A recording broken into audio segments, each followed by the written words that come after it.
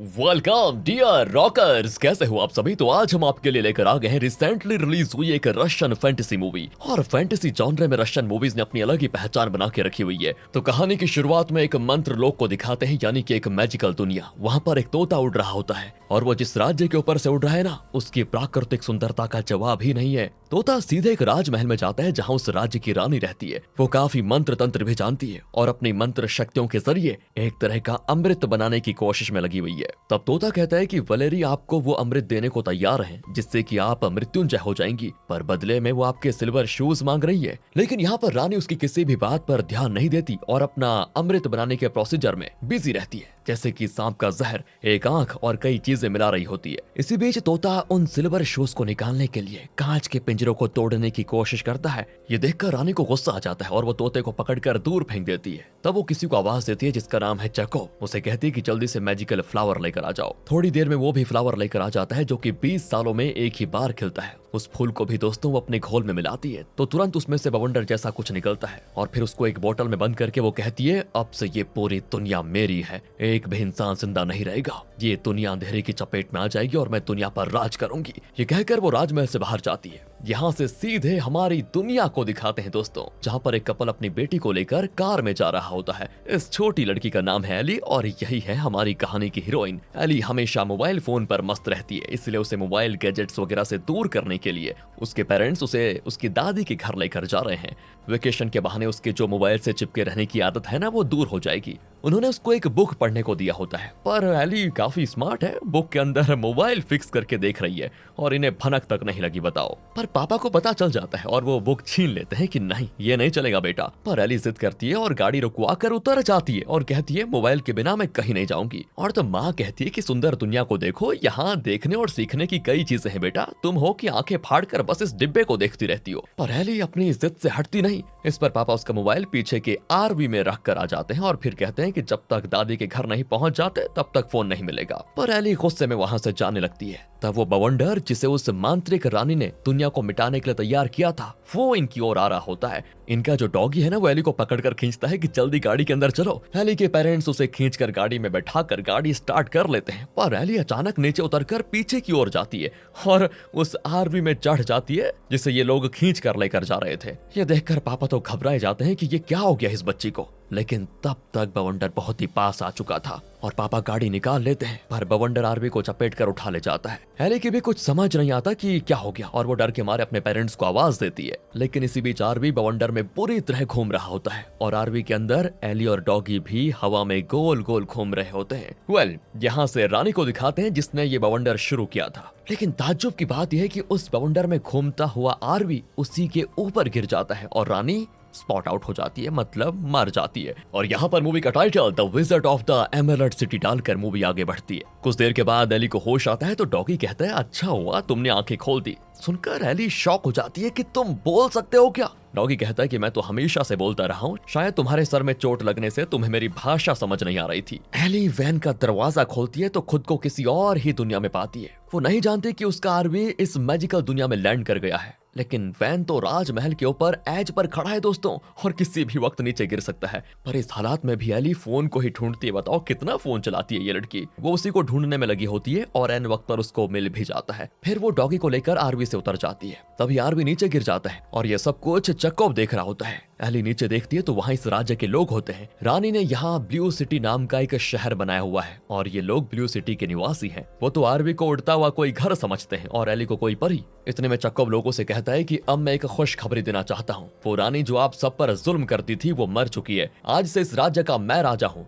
अब इस पर लोग हंसते भी हैं कि तुम जैसा जोकर और हम पर राज करेगा क्या, दिन में सपने देखना बंद कर दो। चकोब को गुस्सा आ जाता है और कहता है कि मेरा अपमान करके तुम लोगों ने अच्छा नहीं किया, जल्दी तुम सब पछताओगे अब, कहकर वो चला जाता है। अब दोस्तों लोग एली की जय जयकार करते हैं कि आज से आप हमारी राज्य की रानी है। और तभी एक तेज रोशनी आती है जिसको देखकर लोग कहते हैं कि मेलिना आ गई है। उस रोशनी में से एक औरत निकलती है जो कि बहुत लंबी होती है। यही है मेलिना जिसे लोग बहुत इज्जत देते हैं। ये रानी की बहन है पर उसकी तरह बुरी नहीं है, अच्छी असली मांत्रिक है ये। एली पूछती है ये जगह कैसी है, मुझे नहीं पता, मुझे अपने पेरेंट्स के पास वापस जाना है। मेलिना कहती है तुम पहले उस जगह से हट जाओ, वहाँ मेरी दीदी मरी पड़ी है, उस पर तुम्हारी गाड़ी गिर गई थी। और तब एली देखती है कि वहाँ रानी जलकर राख हो चुकी थी। एली पूछती है कि मेरा वैन आपकी दीदी पर क्यों गिरा? तब मेलिना बताती है कि मेरी दीदी इस दुनिया पर कब्जा कर लेना चाहती थी, इसीलिए उसने ये बवंडर उठाया, पर मैंने उसके बवंडर से उसी पर हमला करना चाहा और इसीलिए ये खाली वैन को उस बवंडर में फंसाया। लेकिन मुझे नहीं पता था कि उस वैन के अंदर कोई है।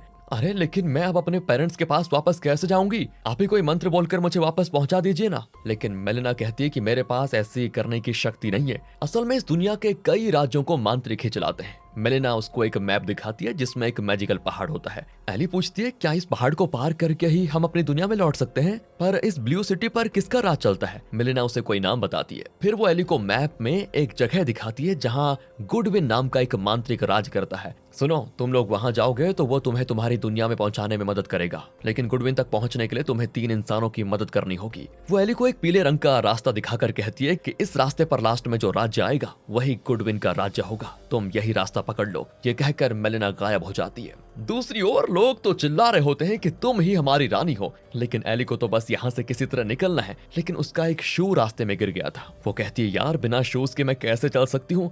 और तभी डॉगी राजमहल में जाकर 2 शूज लेकर आ जाता है। ये असल में दोस्तों उस मांत्रिक रानी के सिल्वर शूज है, पर उसका साइज काफी बड़ा होता है। वैसे डॉगी कहता है कि जो मिला है पहन लो, ज्यादा नखरे करने का टाइम नहीं है हमारे पास, चलो। एली भी पहन लेती है, लेकिन ये क्या, पहनते ही वो शूज एली के पैर के साइज के हो जाते हैं। एली हैरान रह जाती है, लगता है यहाँ पर हर चीज मैजिकल है। फिर दोनों उस येलो रास्ते में पैदल चलने लगते हैं। यहाँ से आप पिंक सिटी को दिखाते हैं दोस्तों, जहाँ पर एक बुरी मांत्रिक राज करती है। यह है इस मूवी की विलन वेलरी। शुरुआत में इसी ने तोते के जरिए ब्लू सिटी की रानी के सिल्वर शूज को हासिल करने की कोशिश की थी, आपको याद होगा। वैसे इतने में तोता आ जाता है और बताता है कि बुरी खबर है रानी जी, ब्लू सिटी की रानी के ऊपर किसी भारी चीज के गिरने से वो मर गई। इस पर वेलरी दुखी तो होती है, लेकिन मन ही मन खुश भी होती है कि अब वो सिल्वर शूज मेरे हो जाएंगे। वो एक मैजिकल चादर लाकर रानी की लाश पर ओढ़ती है और खुद ही उसका अंतिम संस्कार भी करती है। फिर वो तोते से उन सिल्वर शूज को लाने के लिए कहती है। वो कहता है यहाँ एक छोटी लड़की आई थी, उन सिल्वर शूज को वही लेकर गई होगी। इस पर वेलरी तोते को काफी सुनाती भी है कि जब वो सिल्वर शूज लेकर जा रही थी तो तुमने रोका क्यों नहीं, तुम क्या कर रहे थे तब? अब जाओ, जाकर उससे शूज लेकर आओ। और फिर तोता भी शूज लेने के लिए एली के पीछे उड़ जाता है। पर वेलरी को तोते पर भरोसा नहीं होता, तो उस पर नजर रखने के लिए वो अपनी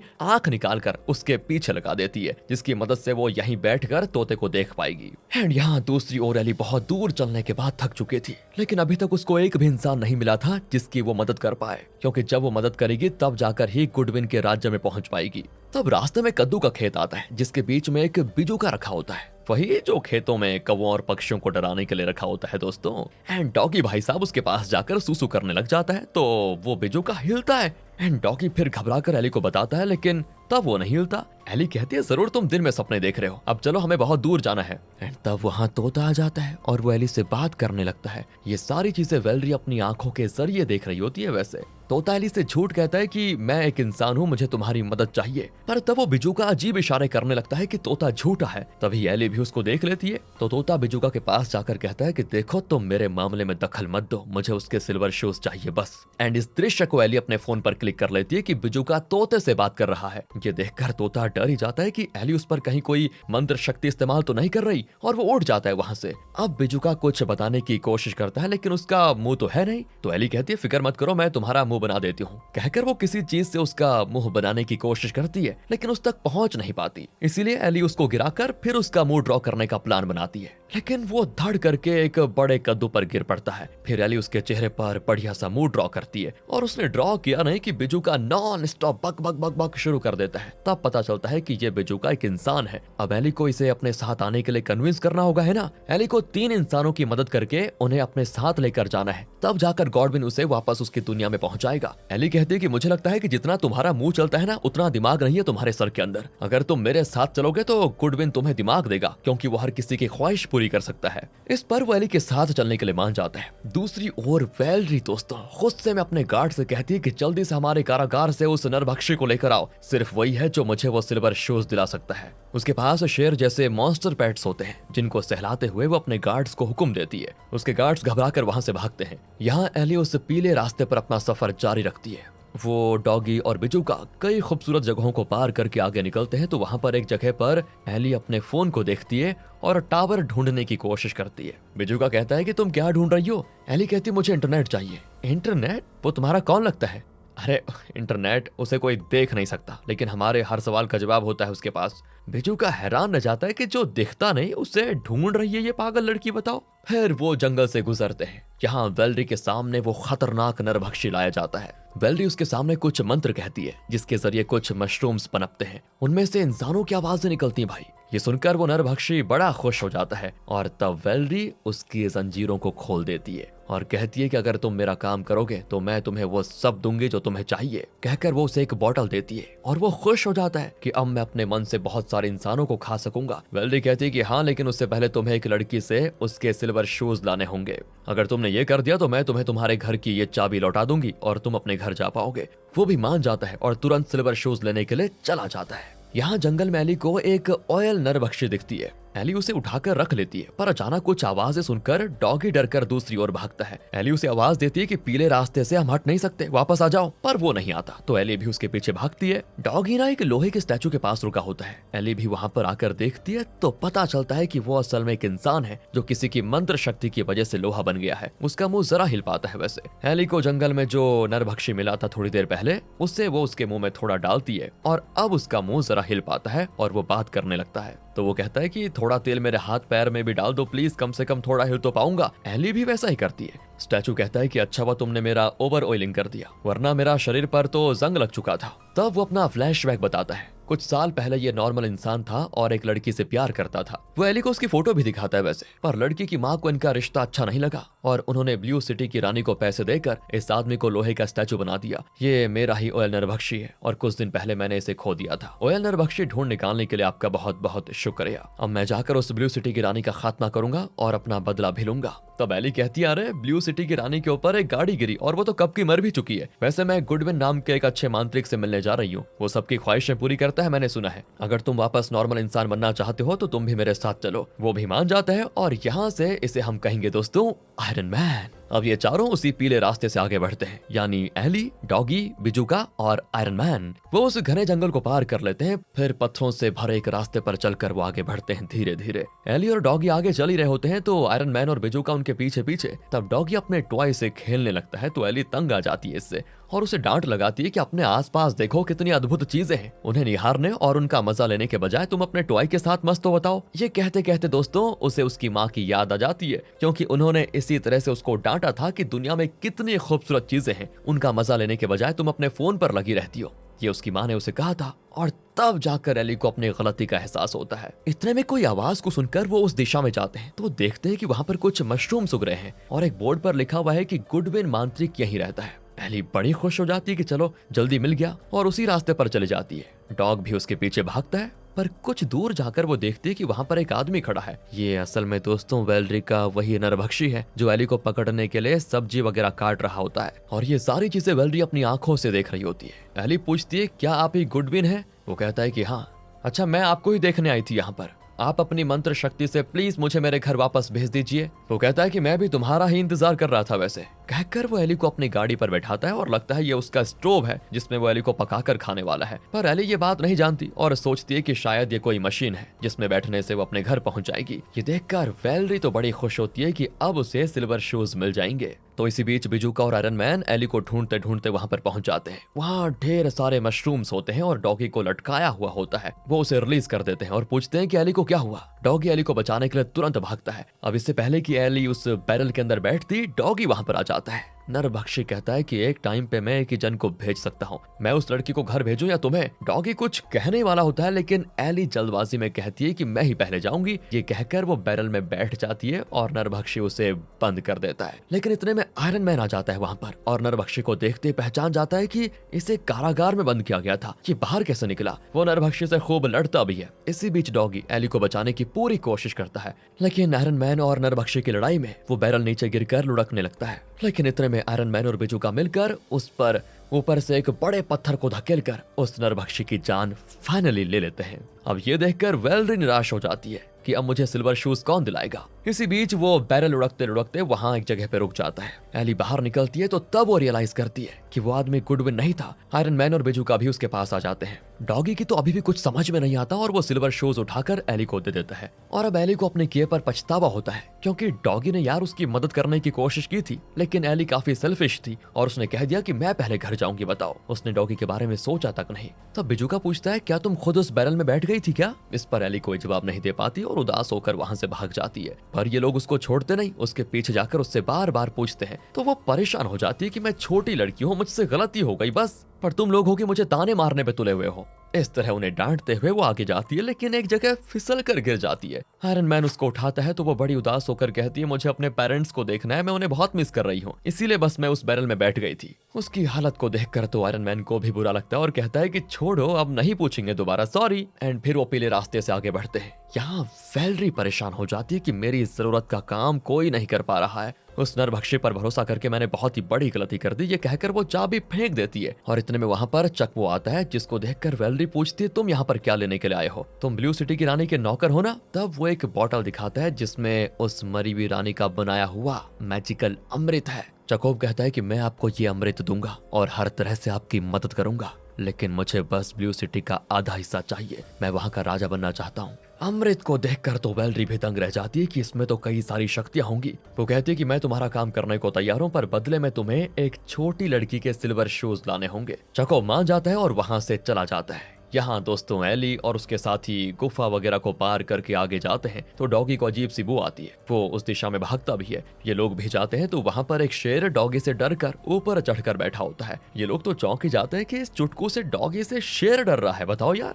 शेर तो कहता है कि प्लीज इस भयानक कुत्ते को मेरी नजरों से दूर रखो। मैं एक इंसान था, लेकिन मेरी एक छोटी सी गलती के लिए ब्लू सिटी की रानी ने मेरी आत्मा को मेरे शरीर से निकाल दिया। पर मेरी आत्मा मेरे शरीर को ढूंढते ढूंढते इस शेर के पास पहुंची और इसके अंदर चली गई। पर एक बात बता देता हूँ, मैं एक नंबर का डरपोक इंसान हूँ, मुझे इस शेर की बॉडी में नहीं रहना। तो वैली उसको बताती है कि गुडविन नाम का एक मांत्रिक है जो हर किसी की ख्वाहिशें पूरी करता है, तुम भी हमारे साथ चलो, शायद वो तुम्हारी मदद कर दे। शेर कहता है ठीक है मैं चलता हूँ, लेकिन मुझे डर बहुत लगता है, इसलिए मुझे सेफ लेकर जाना। इस तरह वो इनके पीछे चलने लगता है। आगे एक चूहे को देखकर शेर डर जाता है बताओ, और वो वहीं पर रुक जाता है। ये देखकर तो डॉगी उसको डांट पटकारने लगता है कि शेर नाम पे ना धब्बा हो तुम, इतने से चूहे से डर गए? एक काम करो, अपना मुंह अच्छे से खोलो और सीना तान कर दहाड़ लगाओ, चूहा भाग जाएगा। वो भी मुंह खोलकर दहाड़ना तो चाहता है, लेकिन आवाज निकलती बिल्ली की, जिसको सुनकर चूहा भी हंस पड़ता है यार। अब शेर को बड़ा बुरा लगता है, लेकिन एली उसको दिलासा देती है कि सब ठीक हो जाएगा। यहाँ चकोव वेलरी को एक आइडिया देता है जो उसे काफी पसंद भी आता है। एली के रास्ते में वेलरी कुछ पौधे उगाती है जो कि तुरंत बड़े हो जाते हैं और उनमें फूल भी खिल जाते हैं, जिससे कि वो पूरी जगह ही लाल हो जाती है। असल में ये एक जहरीला पौधा है जिसके पास बहुत देर कोई रुक जाए तो वो बेहोश हो जाएगा और आखिर में मर भी जाएगा। एली और उसके साथी उस लाल जगह को देखते हैं और उसके बीच से गुजरते भी हैं। एंड हमेशा की तरह एली अपने फोन पर उस पौधे की फोटो क्लिक कर लेती है और कहती है जब मैं अपनी दुनिया में वापस जाऊंगी तो सबको दिखाऊंगी, फिर वो भी यहाँ पर जरूर आना चाहेंगे। एली बाकियों के साथ भी फोटोज खिंचवा लेती है। ये सब देखकर वेलरी बड़ी खुश होती है कि बस थोड़ी ही देर में सब बेहोश हो जाएंगे और वो शूज मेरे पास आएंगे। एली अब एक पत्थर पर फोन रखकर कैमरा ऑन करके पोज देने लगती है और वो क्लिक कर लेता है और तभी एली का जरा सर चकराने लग जाता है। वो वहीं पर बेहोश हो जाती है। जिंदा लोग बेहोश हो जाते हैं, यानी एली, डॉगी और शेर, लेकिन बिजूका और आयरन मैन बेहोश नहीं होते। बिजूका पूछता है कि इन्हें हो क्या गया है। आयरन मैन बताता है कि इंसानों को नींद आती है इसीलिए ये सो रहे हैं, थोड़ी देर में जाग जाएंगे, तुम डरो मत। पर बहुत देर के बाद भी वो जागते नहीं। तब वो चूहा जो बहुत देर से छुपा हुआ था वो बाहर निकलता है और डांटता है कि तुम लोग पागल हो क्या, इस जहरीले पौधे के पास खड़े रहने से इंसान मर जाते हैं, यहाँ क्या कर रहे हो तुम। एंड तब जाकर आयरन मैन और बिजूका को इस पौधे के बारे में पता चलता है। वो एली और डॉगी को उठाकर वहां से दूर लेकर चले जाते हैं। शेर को तो उठा नहीं सकते तो उसे वहीं पर छोड़ आते हैं। जब एली आंखें खोलती है तो खुद को अपने घर में पाती है। हो ये क्या हो गया। वो जल्दी से अपने पेरेंट्स के पास भागती है और कहती है मैं आ गई मम्मी पापा, आपको बहुत मिस कर रही थी। पर वो बहुत ही कैजुअली कहते हैं कि तुम इतने दिन कहाँ चली गई थी, हम तुम्हारा ही इंतजार कर रहे थे। वैसे एली को बड़ी भूख लगी होती है तो वो खाने बैठती है। एंड तभी वो किसी चीज पर पैर रख देती है। अरे ये तो डॉगी का टॉय है। पेरेंट्स पूछते हैं कि डॉगी कहाँ पर है। एली घबराकर डॉगी को ढूंढने बाहर जाती है तो फिर उसकी आंखें खुलती हैं और अब वो इस जगह पे होती है। मतलब घर जाना और अपने पेरेंट्स से मिलना, ये सब उसका सपना था।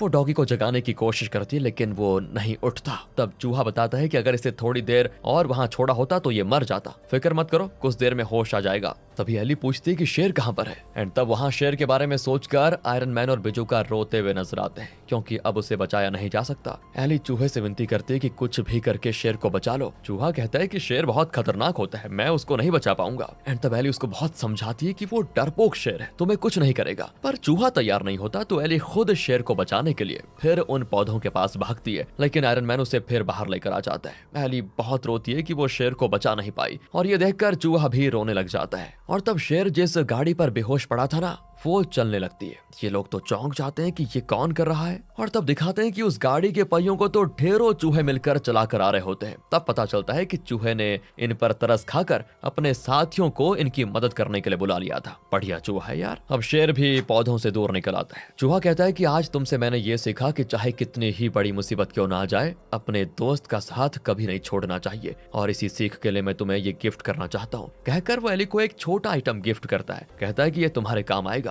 और अब वो जहरीले फूल उड़ने लगते हैं, जिसको देखकर ये लोग समझ जाते हैं कि जरूर कोई अपनी मंत्र शक्ति से ये सारी चीजें करवा रहा है। पर वो कौन है और क्यों करवा रहा है वो इनको पता नहीं होता। वो नहीं जानते कि ये सब वेलरी कर रही है। बताओ, वेलरी की आंख दोस्तों पर ये सारी चीज देखती है और वो चिढ़ भी जाती है कि इस बार भी बच गए ये लोग और मुझे सिल्वर शूज नहीं मिले। तो अब वो अपनी आखिरी कोशिश के तौर पर अपने शेरों को भेजती है, जिनके साथ चको भी होता है। यहाँ एली और उसके साथी उस जगह रात बिताने का फैसला करते हैं क्योंकि शेर को अब तक होश नहीं आया था। यहाँ से थोड़ी दूर पर एक ब्रिज है जिसको पार करके ये लोग गुडविन के राज्य में पहुंच जाएंगे। इस बीच डॉगी को फिर कोई बू आती है और कहता है कि मुझे शेरों की बू आ रही है। एली कहती है तो क्या अपना शेर होश में आ गया क्या जो तुम्हें बू आ रही है? डॉगी कहता है नहीं, ये अपने शेर की बू नहीं है, किसी बड़े मॉन्स्टर जैसे शेर की बू है। मतलब जिसने हम पर जहरीले पौधों से हमला किया, अब उसने किसी मॉन्स्टर को हम पर हमला करने के लिए भेजा है। इस बात को समझते ही एली और उसके साथी तुरंत उस ब्रिज की ओर जाने लग जाते हैं। वो शेर को वहीं पर छोड़ आते हैं क्योंकि दुश्मन तो इन्हीं की दिशा में आ रहा है, ना कि शेर के पीछे। कुछ ही देर में ब्रिज के पास ही पहुंच जाते हैं और यहाँ चको उस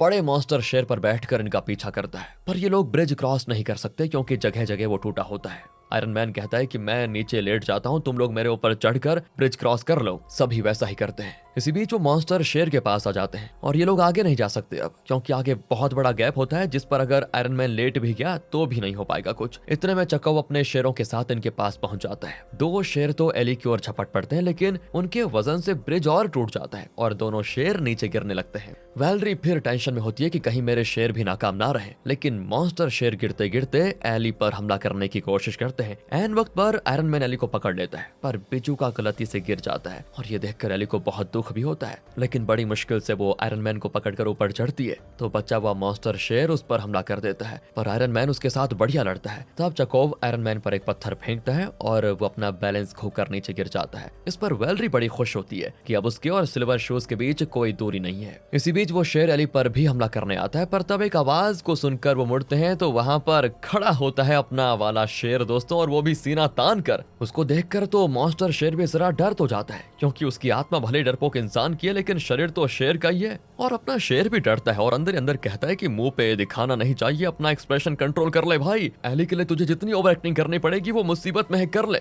ये सब सोचते सोचते वो एक बड़ी छलांग मारकर उस मॉन्स्टर शेर के सामने लैंड करता है और अब दोनों शेरों की घमासान लड़ाई होती है, जिसकी वजह से ब्रिज का वो हिस्सा टूटकर नीचे गिरता है। पर एली जहां पर खड़ी थी वो वाला हिस्सा दूसरी तरफ सेफ गिर जाता है। एली बच जाती है, लेकिन उसका साथी शेर भी नीचे गिर गया था और वो फिर बहुत दुखी हो जाती है। तब चको एली को धमकाता है कि चुपचाप अपने शूज दे दो वरना तुम्हारी जान ले लूंगा। एली कहती है हाँ, इन बेकार से शूज के लिए तुमने मेरे साथियों को मार डाला, तो ले लो इन घटिया शूज को। कहकर एली सिल्वर शूज को उसके मुंह पे दे मारती है, जिन्हें कैच करके वो खुशी के मारे चिल्लाता है कि अब मैं यहाँ का राजा हूँ, मुझे कोई नहीं हरा सकता। और तब नीचे से एक आवाज आती है, वो होती है डॉगी की आवाज। लगता है चकोब को कुत्तों से एलर्जी है। वो घबरा कर कहता है कि मेरे पास मत आओ, पर डॉगी गुस्से में घुर्रा रहा होता है। चकोब उससे डरकर पीछे भागता है और एक पॉइंट पर डॉगी उसकी ओर झपट पड़ता है, तो बचने के लिए चकोब और पीछे जाता है और नीचे गिर जाता है। अब वो सिल्वर शूज भी नीचे गिर जाते हैं। वैलरी शॉक में होती है और वो एक्सेप्ट ही नहीं कर पाती कि सिल्वर शूज उसे नहीं मिले। यहाँ पर सिर्फ दोस्तों एली और डॉगी ही बचे हुए हैं। तभी नीचे से कुछ आवाजें आती है। वो देखते हैं कि आयरन मैन और शेर ब्रिज के नीचे वाले किसी हिस्से में गिरे थे और अभी भी जिंदा हैं।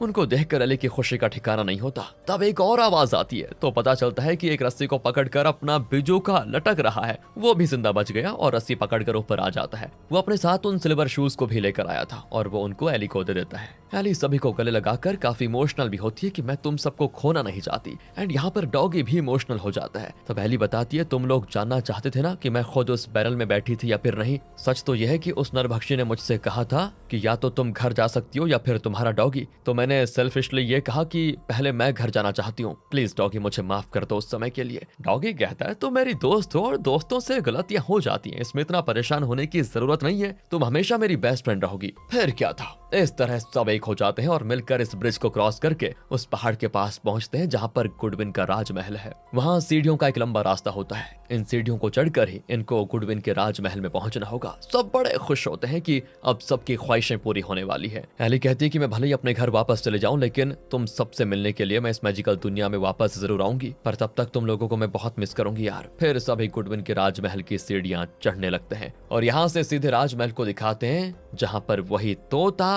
उड़कर आ जाता है। गुडविन को दिखाया तो नहीं जाता लेकिन उसकी आवाज सुनाई जाती है। वो तोते से पूछता है कि इस बार क्या खबर लाए हो। तोता बताता है कि एक छोटी लड़की और उसके साथी आपसे मिलने आ रहे हैं। उस लड़की के पास सिल्वर शूज हैं। अगर वो शूज आपको मिल जाएं तो आप इस दुनिया पर राज कर पाएंगे। आप बस उस लड़की की छोटी सी ख्वाहिश पूरी कर दीजिए, बदले में वो आपको सिल्वर शूज दे देगी। गुडविन कहता है ठीक है, आने दो उसको, मैं उसकी ख्वाहिश पूरी करूंगा और उससे वो शूज ले लूंगा। इसके बाद होगा ये कि एली इस राजमहल में आएगी और उन सिल्वर शूज को गुडविन के हवाले करेगी। ऐसा करने से उसकी ख्वाहिश पूरी होगी और वो अपने घर चली जाएगी। इतना ही नहीं, आयरन मैन वापस इंसान बन जाएगा। बिजूगा की समस्या भी दूर हो जाएगी। शेर के अंदर जिस इंसान की आत्मा है उसे अपना शरीर भी मिल जाएगा। इस तरह के वॉइस ओवर में खत्म होती है दोस्तों मूवी। हाँ, एंडिंग थोड़ी और अच्छी कर सकते थे इसके डायरेक्टर, थोड़ा और दिखा देते कि वो घर पहुंच गई थी, नहीं दिखाया। वेल, ये फैंटेसी मूवी आपको कैसी लगी कमेंट करके जरूर बताइएगा। मिलते हैं आपसे अगली वीडियो में और ध्यान रखिए अपना। Thanks for watching.